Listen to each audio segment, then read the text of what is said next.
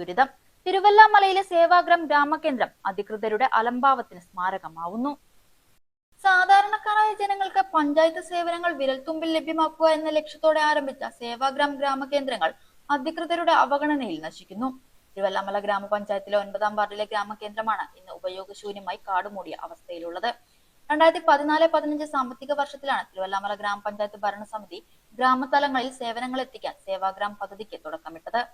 ദൂരസ്ഥലങ്ങളിൽ നിന്ന് പഞ്ചായത്ത് ഓഫീസിലേക്ക് വരാതെ തന്നെ പ്രാദേശികമായി സർട്ടിഫിക്കറ്റുകളും മറ്റ് ആനുകൂല്യങ്ങളും ഉറപ്പാക്കുക എന്നതായിരുന്നു ഇതിന്റെ ലക്ഷ്യം. 2015-20 കാലഘട്ടത്തിൽ ഈ കേന്ദ്രം കൃത്യമായി തുറന്നു പ്രവർത്തിച്ചിരുന്നു.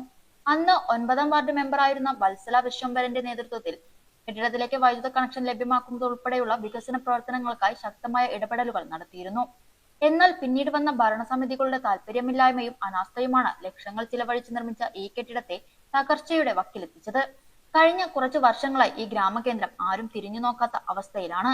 കെട്ടിടത്തിന് ചുറ്റും കാടുപിടിച്ചു കിടക്കുന്നത് സാമൂഹ്യ വിരുദ്ധരുടെ താവളമായി മാറാൻ കാരണമാകുന്നു. മുൻ ഭരണസമിതിയുടെ കാലത്ത് സജീവമായിരുന്ന ഈ കേന്ദ്രം ഇന്ന് രാഷ്ട്രീയമായ അലംഭാവം മൂലം നശിക്കുന്നത് കാണുമ്പോൾ സങ്കടമുണ്ട്.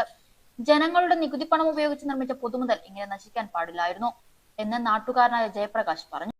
നാട്ടിലെ ഗ്രാമകേന്ദ്രത്തിന്റെ ശോചനീയാവസ്ഥയെ പറ്റി പറയാണ്.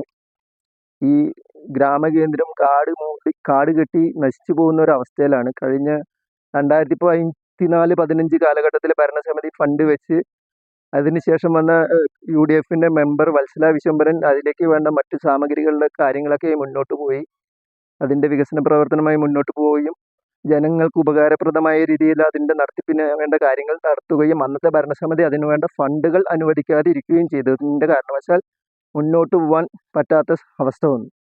അതിനുശേഷം വന്ന മെമ്പർ ഒരു കാര്യം ചെയ്തിട്ടില്ല എന്ന് മാത്രമല്ല അത് വളരെ നശിച്ച അവസ്ഥയിലേക്ക് മാറിക്കൊണ്ടിരിക്കുക. ഇതിനൊരു പരിഹാരം കാണണമെന്ന് പറയുകയാണ്.